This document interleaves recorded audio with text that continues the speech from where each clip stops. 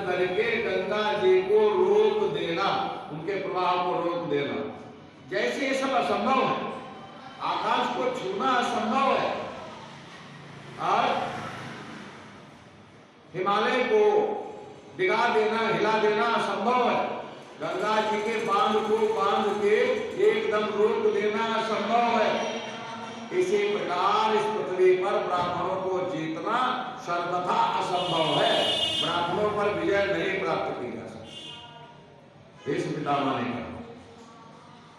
आगे कहते हैं, बेटा युधिष्ठिर, ब्राह्मणों से विरोध करके इस पृथ्वी पर राज्य नहीं चलाया जा सकता। जितने भी ब्राह्मणों का विरोध करने वाले आए, देखो एक बीपी सिंह आया था, उसका सर्वनाश हो गया, अब लोग जानते भी नहीं। कहते भीष्म पितामह, युधिष्ठिर, ब्राह्मणों का विरोध करके, ब्राह्मणों से विरोध करके पृथ्वी का राज्य नहीं चलाया जा सकता, क्योंकि ये महात्मा है ब्राह्मण। महात्मा ब्राह्मण देवताओं के भी देवता होते हैं। पृथ्वी के देवता का नाम है भूदेव माने ब्राह्मण। पृथ्वी के देवता ब्राह्मण ही है।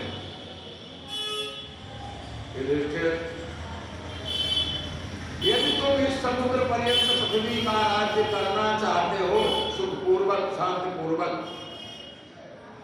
पृथ्वी के संपूर्ण राज्य का भोग करना चाहते हो, तो दान के द्वारा, सेवा के द्वारा, सम्मान के द्वारा सदैव ब्राह्मणों की पूजा करते रहिए, ब्राह्मणों को खुश रखिए, उनका सम्मान कीजिए। दान लेने से ब्राह्मणों का तेज शांत हो जाता है। ब्राह्मण आया, भूखा हो, कुछ खिला दो, शांत हो जाए। ब्राह्मण आया हो, पांव छू लो उसके, जाकर क्रोधी होगा तो शांत हो जाए। कहते हैं दान लेने से ब्राह्मणों का तेज शांत हो जाता है। इसलिए ब्राह्मणों को अपने तेज को सुरक्षित रखने के लिए दान लेना बंद कर देना चाहिए। कि शनि का, राहु का, केतु का, सबका दान ले लेते हैं। झूठ बोल के ठगना बंद कर देना चाहिए। और क्षत्रिय आदि को, ब्राह्मणों को बराबर दान देते रहना चाहिए, जिससे इनका तेज शांत रहे।